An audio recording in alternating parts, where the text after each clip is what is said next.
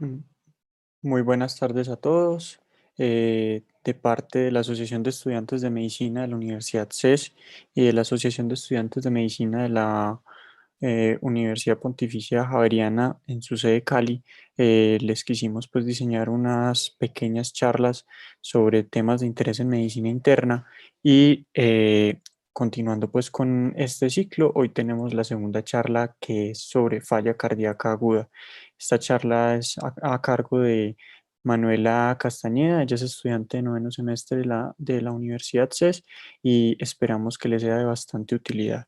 Las preguntas las pueden ir realizando por el chat de YouTube y posteriormente pues serán resueltas. Así que espero que les sirva bastante y ya le doy paso pues a mi compañera.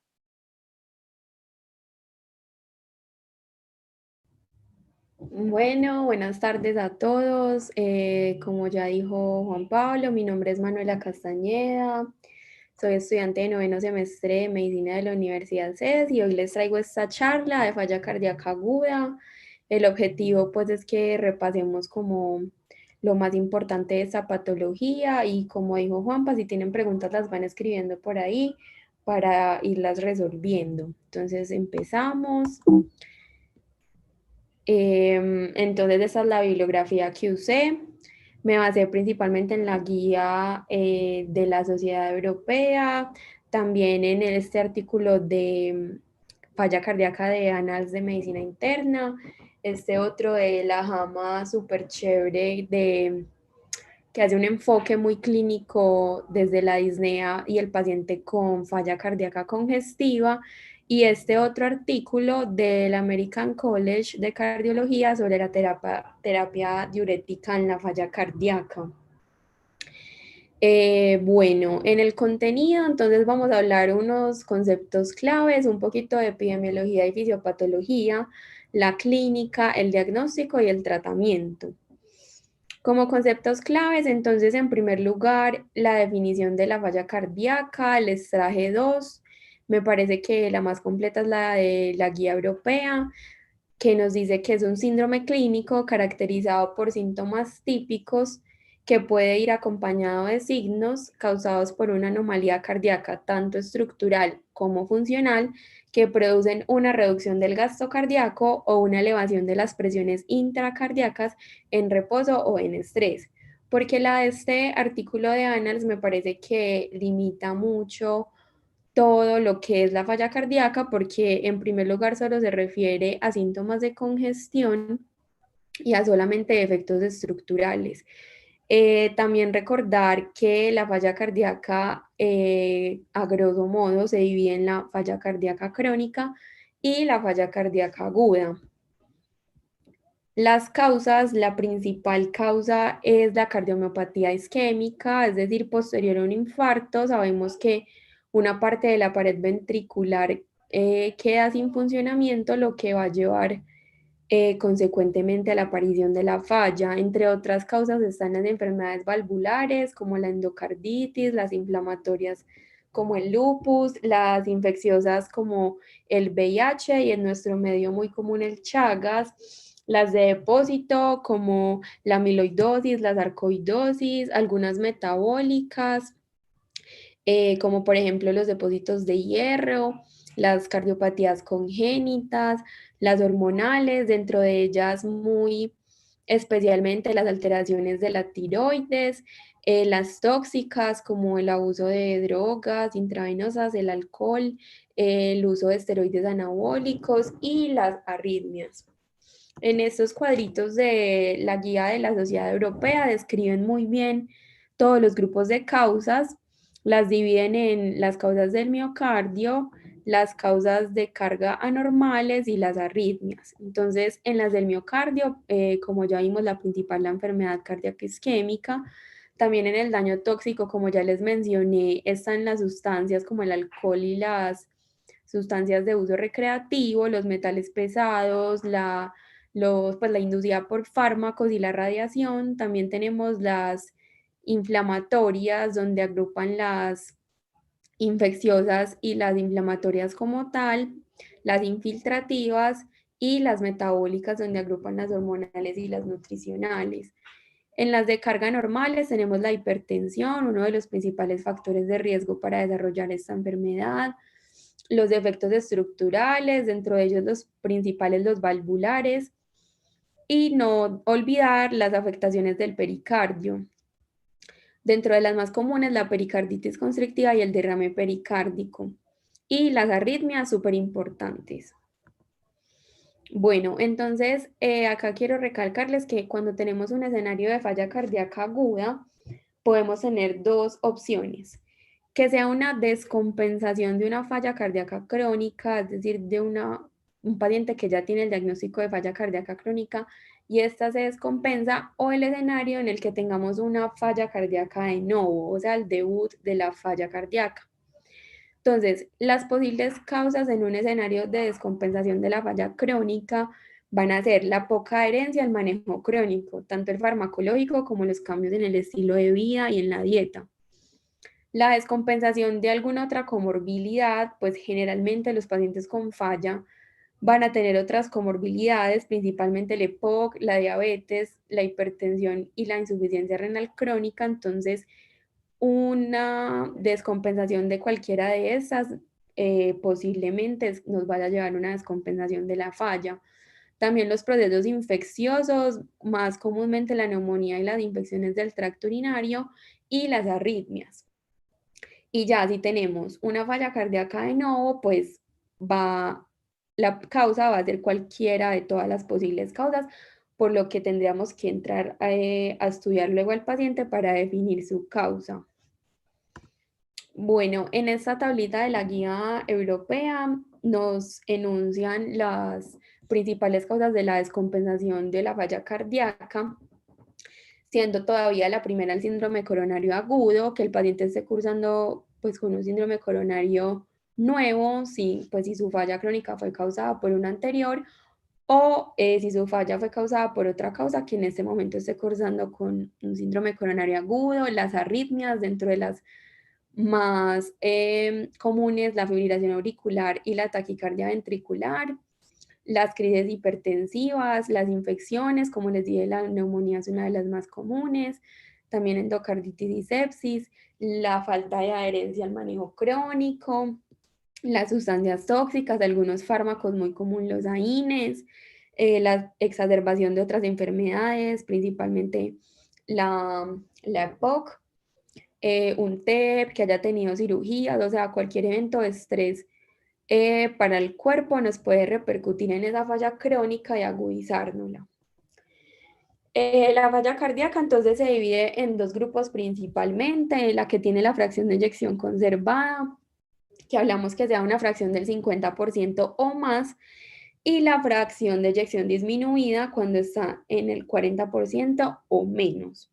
Y hay un grupo límite, que es cuando está la fracción de eyección entre el 41 y el 49%, que este grupo pues es el que menos estudio tiene, del que menos se conoce los beneficios sobre tratarla o no.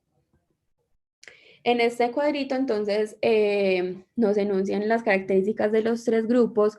Los tres grupos pueden tener o no síntomas y signos, la clasificación según la FEBI, y nos hablan en el grupo límite y en el grupo de fracción de eyección conservada de otros criterios, como los péptidos natriuréticos y ya hallazgos en el ecocardiograma, que vamos a hablar más adelante.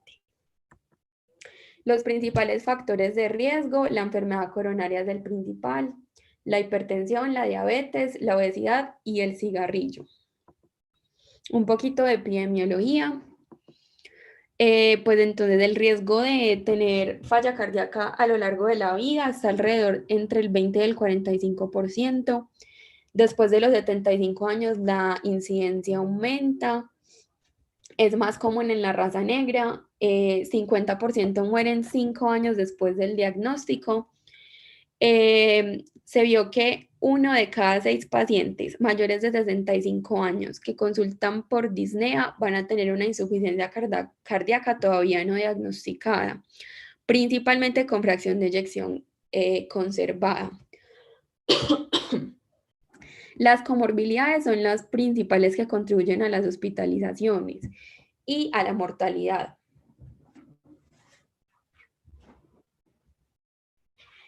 Y estas mismas son la principal causa de los reingresos después de una hospitalización a 1 a 3 meses. En Colombia se estima que la prevalencia es alrededor del 2,3% de la población total, lo que sería 1.097.000 personas alrededor, pues que tienen falla cardíaca en nuestro país. Esta tablita la saqué de la revista colombiana de cardiología, donde nos ponen las principales causas de falla cardíaca en Colombia, obviamente encabezándola la enfermedad isquémica. Luego está la idiopática de las enfermedades valvulares, como les dije, en nuestro medio muy prevalente el Chagas, y la falla cardíaca hipertensiva. Bueno, para la fisiopatología, les traje este cuadrito como para explicar a grandes rasgos por qué se producen los síntomas en la falla cardíaca. Entonces tenemos una incapacidad del ventrículo izquierdo de eyectar todo el volumen. Esto se va a traducir en una disminución del gasto cardíaco, lo que me va a llevar a un aumento de la resistencia vascular periférica para tratar de compensar esa disminución del gasto cardíaco, y esto me va a llevar a una hipoperfusión de los tejidos. Además, tenemos la incapacidad del ventrículo derecho de relajarse, lo que nos va a ocasionar flujo retrógrado. Y este flujo retrógrado nos va a llevar tanto a congestión pulmonar como a congestión periférica por la disminución del retorno venoso. Todo esto va a hacer que se activen los mecanismos de compensación. Y todos esos mecanismos de compensación lo que van a hacer es llevar al corazón a un esfuerzo por poder compensar todo ese gasto cardíaco disminuido y todo ese flujo retrógrado. Y ese esfuerzo constante nos va a llevar finalmente a la dilatación y al adelgazamiento de las paredes ventriculares, llevando finalmente a lo que terminan todos los pacientes con falla cardíaca, que es una cardiomiopatía dilatada y la hipertrofia cardíaca. Bueno, entonces para la clínica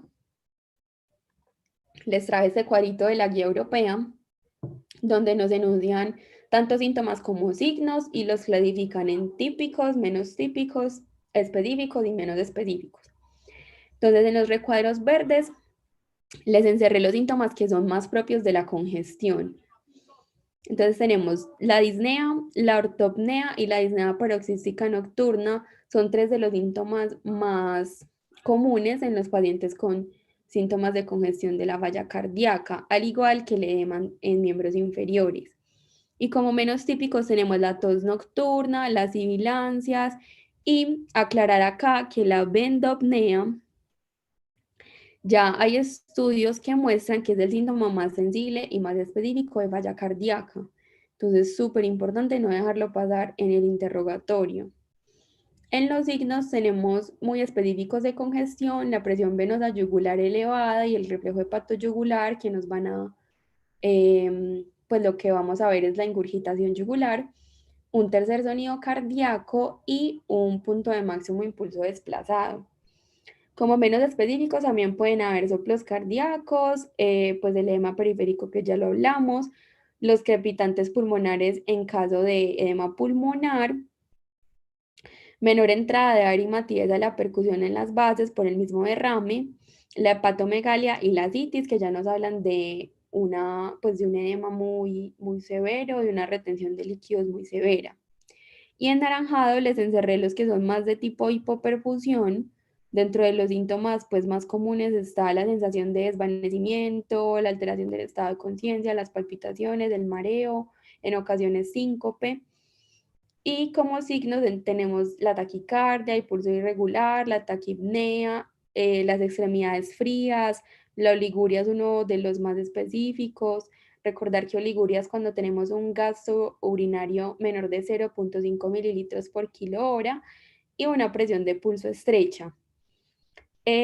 Pues algunos como por ejemplo la tolerancia disminuida al ejercicio, la fatiga, el cansancio, pues encajan perfectamente en cualquiera de los dos grupos.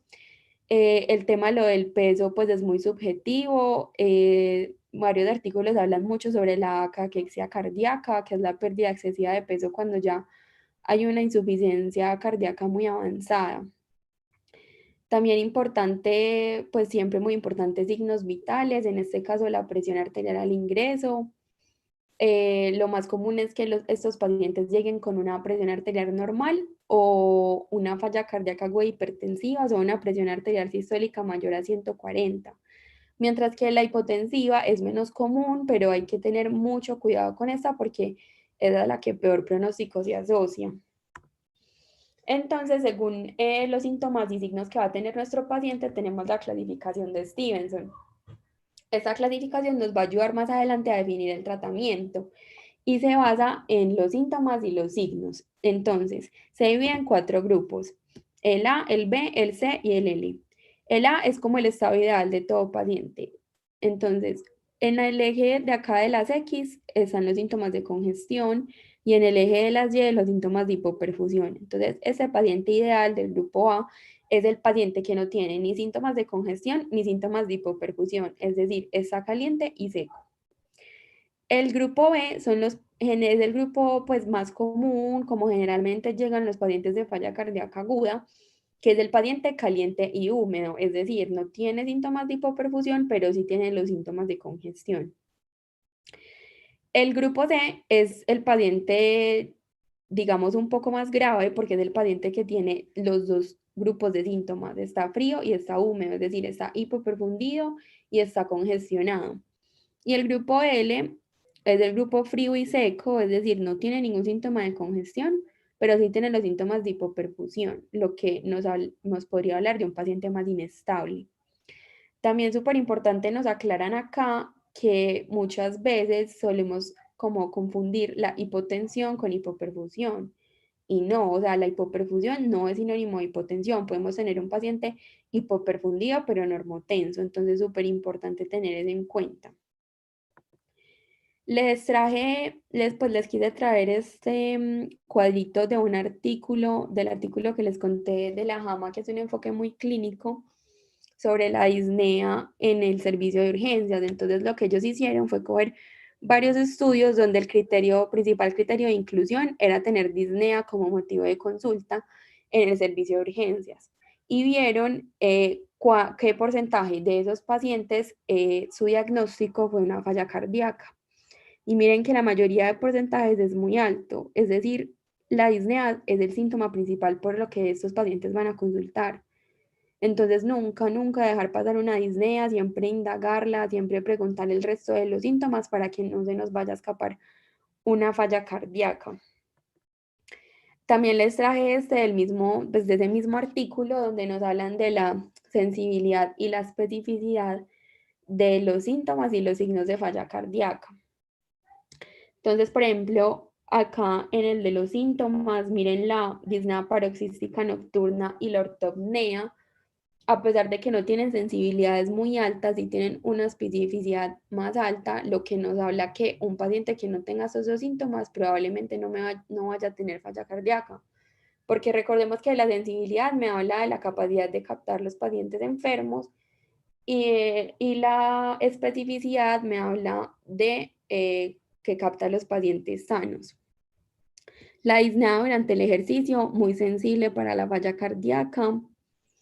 En los signos vemos que un tercer ruido cardíaco tiene una especificidad, miren, casi de 100%, lo que me dice que si mi paciente no lo tiene, probablemente no vaya a tener la falla cardíaca, igual que la ingurgitación yugular, cualquier murmullo pulmonar, miren, una especificidad del 90%. Entonces, para que también tengamos esas cosas en cuenta al momento del examen físico. En el diagnóstico, entonces, como dijimos, tenemos dos posibles escenarios. Que estemos frente a una falla crónica agudizada y que estemos frente a una falla cardíaca de nuevo. Entonces, si es una falla agudizada, pues mi paciente va a tener el antecedente y si es una falla de nuevo, va a requerir una serie de paraclínicos para explorar la causa y pues cuál es el estado de su fallo. Claramente, siempre en los dos escenarios, muy importante correlacionarlo con los antecedentes del paciente, siempre muy completos dentro de los principales, los infartos previos, sus comorbilidades, qué medicamentos toma, los tóxicos y los antecedentes familiares. Entonces ya con mi enfermedad actual, el examen físico y los antecedentes voy a tener una sospecha clínica, ¿cierto? muy importante siempre, después de tener esa sospecha clínica, explorar los diagnósticos diferenciales.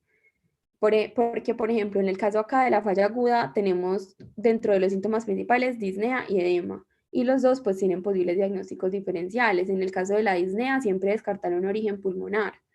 ¿Cómo voy a hacer eso? Con unos rayos X de tórax para descartar procesos infecciosos, patología pulmonar crónica. Entonces, súper importante siempre realizar la placa.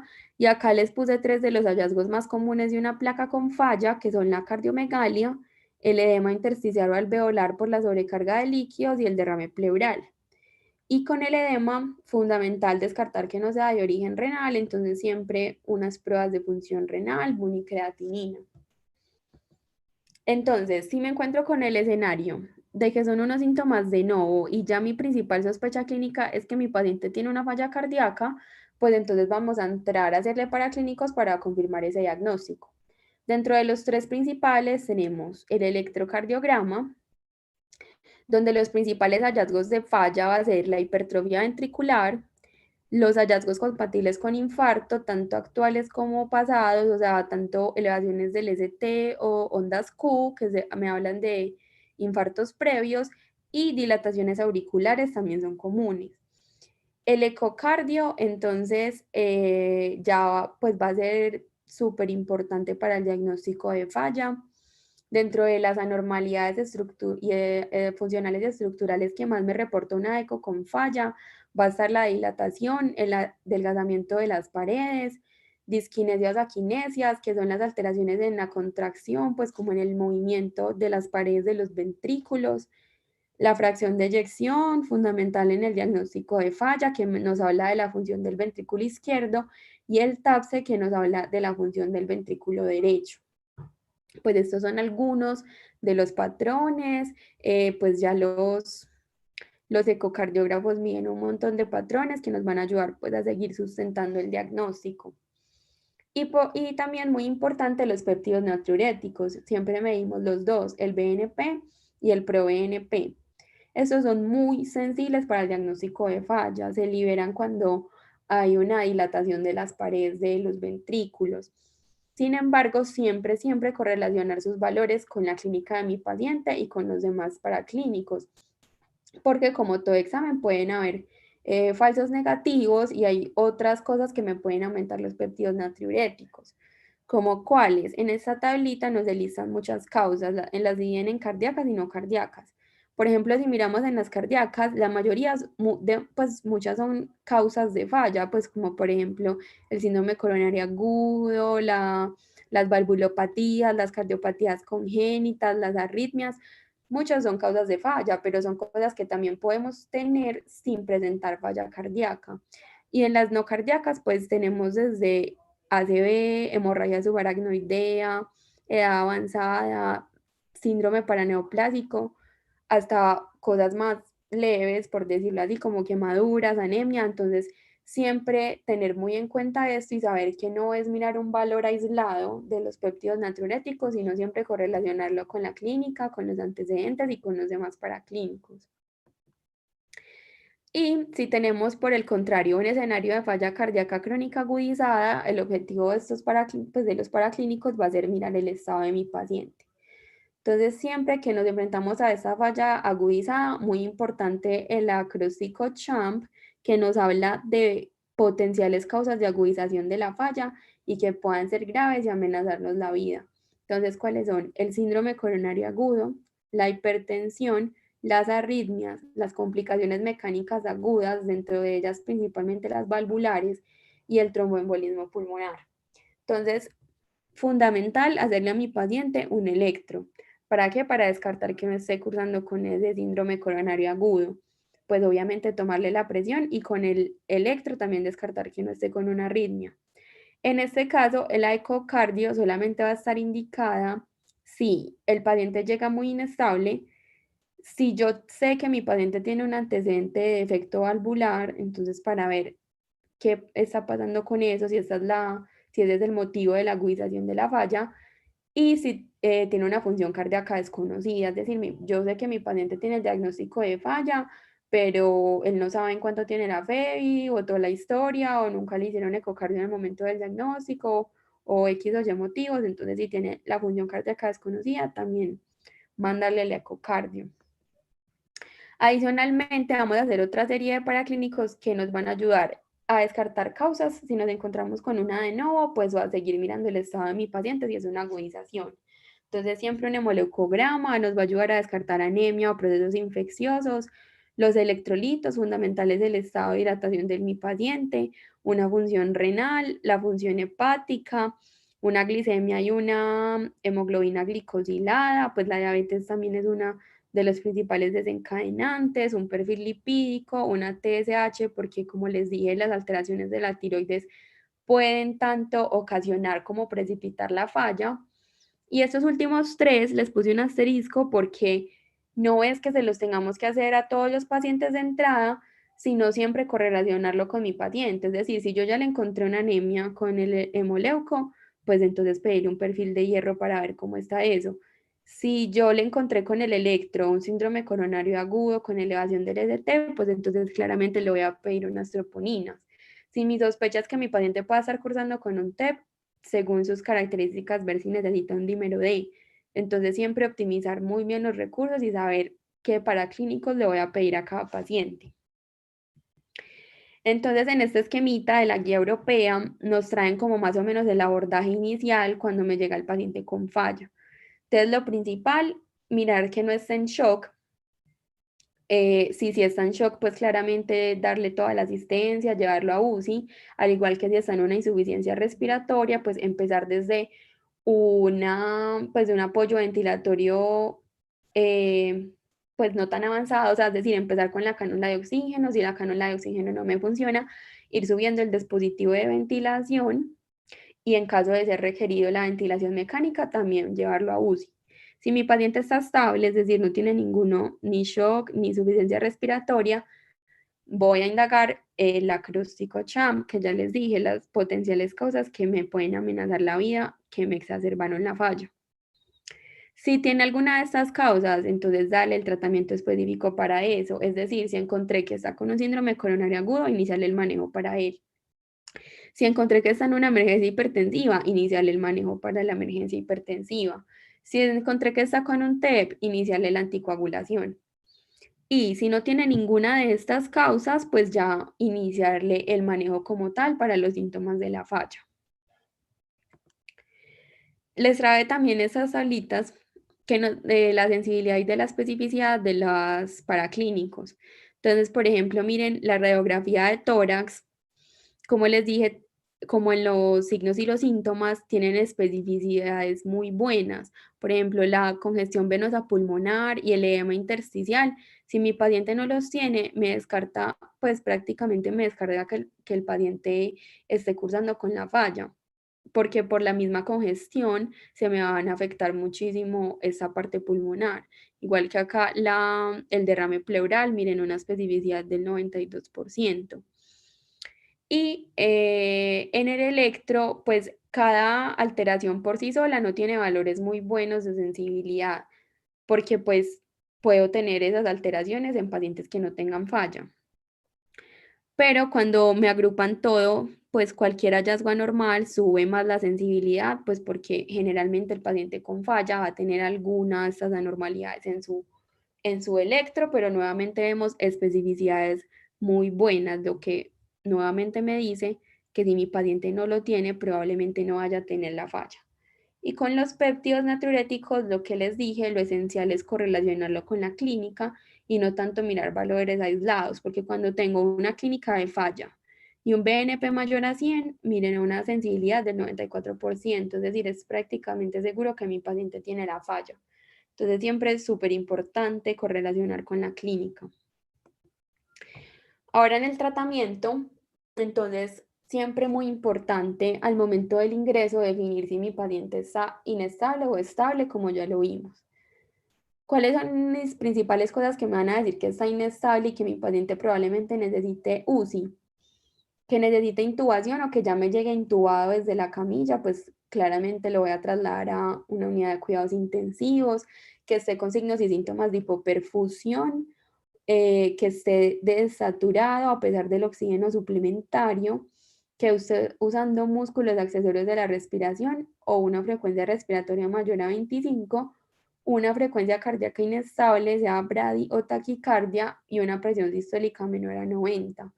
¿Por qué esas características? Porque todas estas características me hablan de que posiblemente mi paciente vaya a entrar o en un shock cardiogénico o en una insuficiencia respiratoria. Entonces, esto debe ser tratado en la unidad de cuidados intensivos.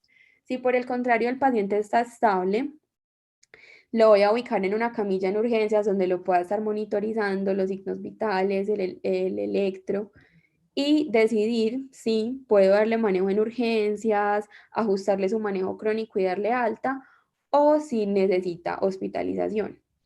En caso de requerir hospitalización, fundamental el control de signos vitales, el control de la dieta, reducirle los líquidos, porque como vimos, el principal grupo que me consulta son los pacientes con síntomas de congestión, es decir, con retención de líquidos. Entonces, restringirle los líquidos, hacerle control de ingresos y egresos y el gasto urinario, y con el peso diario para medir la eficacia del tratamiento, y la anticoagulación profiláctica con heparina.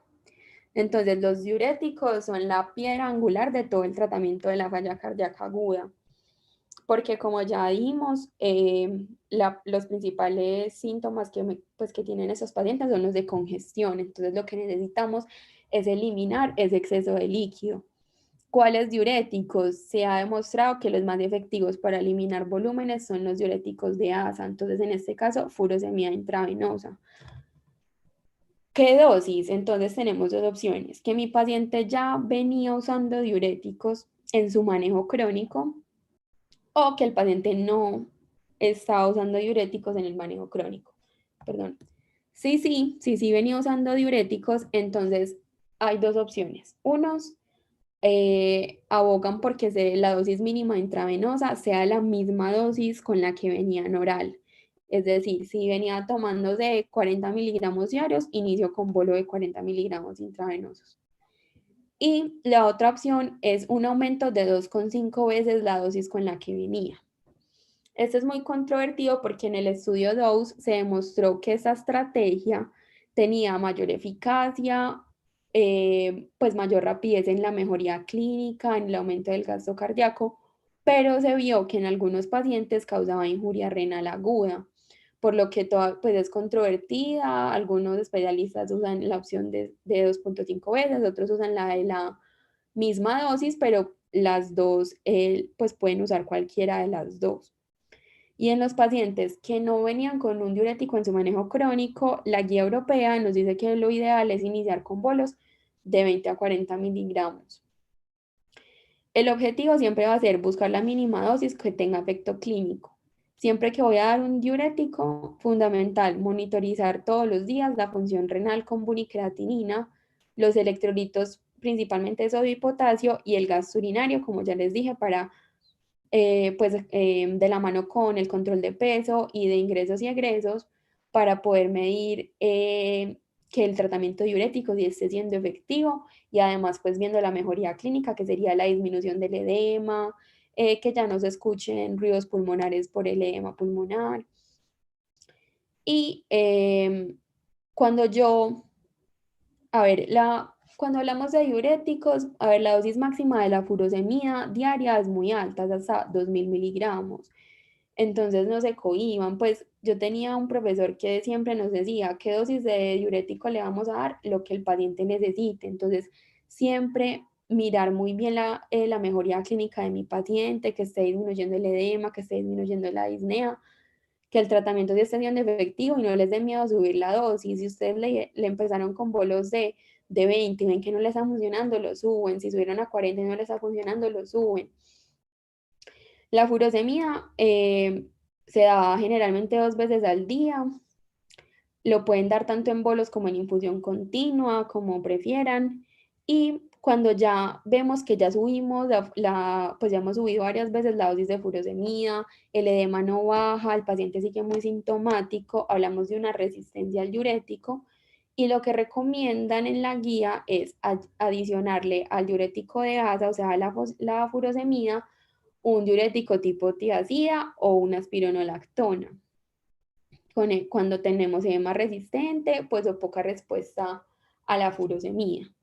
Entonces, en el estudio que les mencioné que salió hace poco sobre la terapia diurética, entonces en esta tablita nos resumen como las principales conclusiones.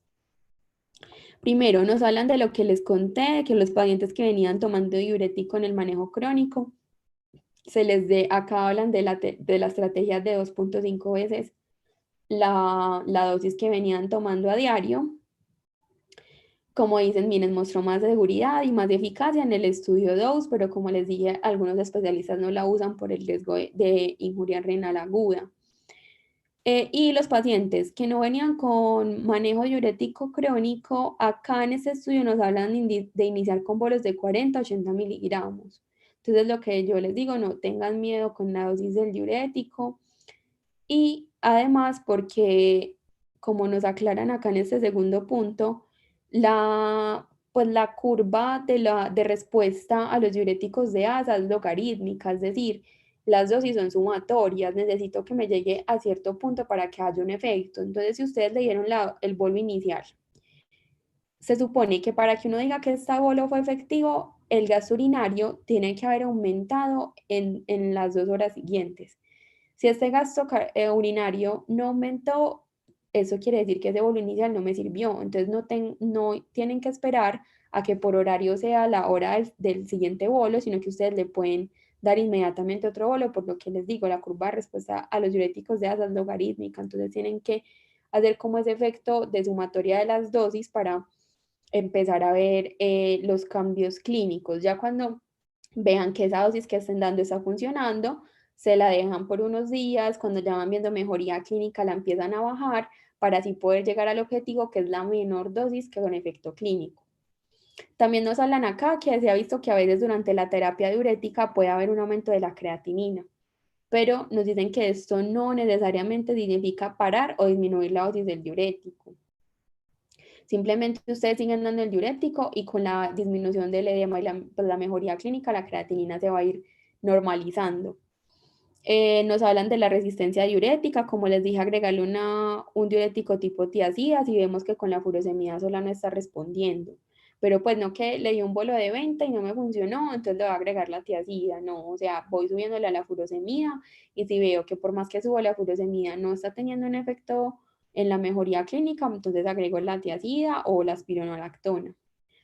Y como les dije, acá vuelven y recalcan, el objetivo a largo plazo es tener la menor dosis con efecto clínico, tanto pues para ya dejárselo para su manejo crónico. Bueno, en esta tabla entonces ellos hablan de pues como de las posibilidades para saber si mi terapia diurética está siendo efectiva o no, pues como de manera cuantitativa. Entonces nos hablan de dos opciones, medir el sodio urinario o medir el gasto urinario. Acá en nuestro medio no es muy común medir el sodio, sino más bien el gasto urinario. Entonces dicen que nos hablan que uno le da la primera dosis, que en este caso sería, como les dije, ellos usan la de 2.5 veces lo que venían de dosis crónica o un bolo de 80, pues de 40 a 80 en pacientes que no tenían manejo crónico con diurético. A las 2 horas, entre las 2 a 6 horas siguientes, les miden nuevamente el gasto urinario. Si el gasto urinario sigue menor de 150 mililitros por hora, se le duplica la dosis. Y si el gasto urinario ya está mayor de 150, se sigue dando la misma dosis en bolos, pues o infusión continua, la que quieran. Y ya me hablan de seguir aumentando la dosis de la furosemida y si no, la resistencia diurética, donde agrego la tiazida. Por acá me dicen una pregunta que si para aumentar la dosis de furosemida sería de 20 en 20. Lo ideal para aumentar la dosis de furosemida es el doble, o sea, si le diste bolo de 20, el siguiente bolo va a ser de 40, el siguiente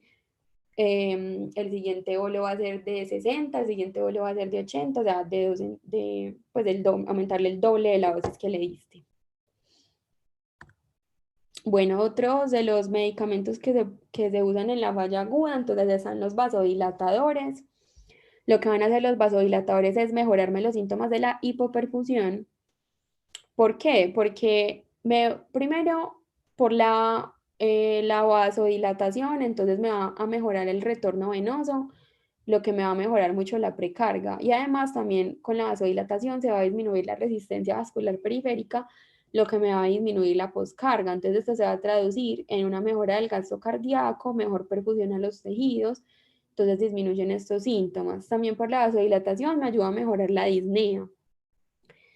Ojo con los pacientes hipotensos, que claramente no le puedo dar vasodilatadores porque si vasodilato a un paciente hipotenso le voy a tumbar más la presión y en realidad estos son de poco uso y en caso de usarlos en nuestro medio el que más se usa es la nitroglicerina, se empieza a dosis bajas de 10 a 20 microgramos minuto y según los síntomas y la tolerancia de mi paciente se puede aumentar hasta 200 microgramos minuto. Y ya los inotrópicos y los vasopresores, estos solamente se reservan para pacientes en UCI que tengan hipotensión severa refractaria, pero pues van a ser manejados por el intensivista. Y como ya hablamos, claramente resolverle las otras condiciones que tenga, es decir, si tiene una infección, pues darle sus antibióticos, si tiene un síndrome coronario agudo, el manejo del síndrome coronario agudo, la crisis hipertensiva, pues bajarle la presión, la anticoagulación si tiene TEP, siempre pues resolver esas causas que fueron los posibles desencadenantes de la falla aguda. Bueno, en este cuadrito de la guía europea, entonces nos resumen más o menos cómo sería el manejo. Entonces nos hablan que nos llega el paciente con insuficiencia cardíaca aguda. Yo le evalúo, le hago el examen físico, todo. Si veo que tiene síntomas de congestión, bueno, muy importante, miren, acá nos dicen otra vez lo que les he dicho mucho. La mayoría de pacientes van a llegar es pues con síntomas congestivos. 95% de los pacientes están es húmedos, o sea, con síntomas de congestión. Y solo el 5% nos van a llegar con síntomas de hipoperfusión, o sea, secos. Entonces vámonos primero con los más prevalentes, o sea, los de congestión. Ya vi que tenía síntomas de congestión, entonces me pregunto cómo está la perfusión. Si la perfusión está adecuada, o sea, mi paciente está húmedo y caliente, voy a mirar cómo tiene la presión arterial. Si tiene la presión arterial alta, entonces ese paciente puede que se me beneficie un vasodilatador que me va a ayudar a mejorarle la disnea y a bajarle la presión. Y como ya sabemos que está húmedo, entonces la terapia diurética. Y si la presión estaba normal, entonces podemos darle solo el diurético o si tiene una disnea muy marcada, evaluar el uso del vasodilatador para ayudarle. Y si mi paciente húmedo vemos que también tiene afectada la perfusión, o sea, la perfusión periférica no es adecuada, o sea, tengo un paciente húmedo y frío, le miro nuevamente la presión arterial.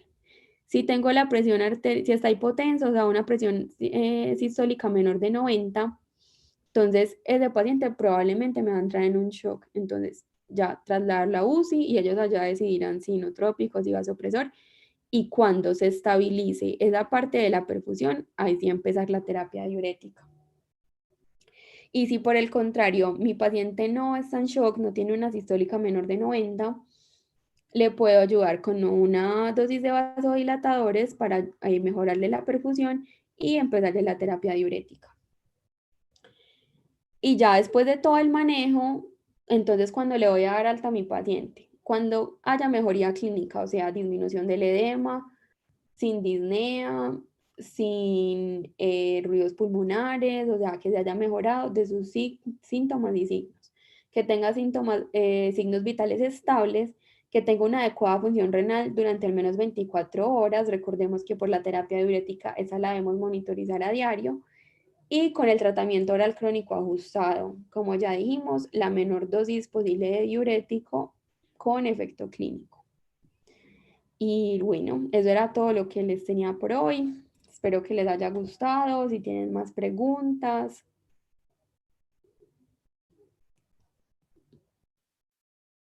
Bueno, muchas gracias. Está súper buena la charla. Bueno, muchas gracias. Preguntas, no la que respondiste, la dosis de furosemida y anteriormente habían realizado una que era si tienes un paciente que es como mal informante, sin acompañante, ¿cómo podrías diferenciar una falla crónica agudizada versus una aguda de nuevo? A ver, ¿cómo podríamos diferenciar ahí? Pues yo creo que sin la información del paciente, pues es un poco difícil, pero ya tendríamos que entrar entonces a mirar los paraclínicos, principalmente el ecocardio, que es el paraclínico que más información nos va a dar sobre la función cardíaca. Generalmente si tenemos una fracción de eyección ya muy disminuida, pues podemos hablar de una falla más crónica, más avanzada, aunque a veces pues también se puede ver en fallas de no muy fulminantes, pero lo general es que entre más disminuida esté la función cardíaca, nos habla de una falla más crónica. También las complicaciones, lo que les hablé ahorita de la caquexia cardíaca, que nos habla de una falla cardíaca muy avanzada. Entonces, si vemos al paciente caquéctico, nos podría hacer pensar que ya tiene su patología más avanzada. Mm, yo creo que eso sería como lo principal para poderlos diferenciar. Perfecto. Preguntan también que el uso de beta bloqueadores en estos pacientes en falla cardíaca aguda. No, o sea, dentro del manejo agudo no hay evidencia de que, pues de que estos pacientes se beneficien de ese inicio temprano del beta bloqueador. Ya posteriormente, cuando uno le encuentra la falla de nuevo, se estudiarán las causas, se estudiará la función cardíaca y ya en el momento que se le vaya a establecer el manejo crónico, el cardiólogo pues le pondrá su beta bloqueador porque ese pues sí es el pilar para el manejo crónico, pero en el manejo agudo el pilar es el diurético. Listo, perfecto. Ya no hay como más preguntas. Muchas gracias otra vez por tu excelente charla. En cuanto a las diapositivas, al final de todo el ciclo, cuando enviemos los certificados, enviaremos pues como también unas memorias de todas las charlas para que lo tengan en cuenta. Y eso es todo por hoy. Muchísimas gracias. Recuerden de llenar el link de asistencia para que puedan cumplir pues con los mínimos para ser certificada pues el ciclo. El día de mañana no contaremos con charlas, pero el jueves a las 6 de la tarde volveremos a tener la charla sobre neumonía. Muchísimas gracias. Gracias a todos por conectarse. Hasta luego.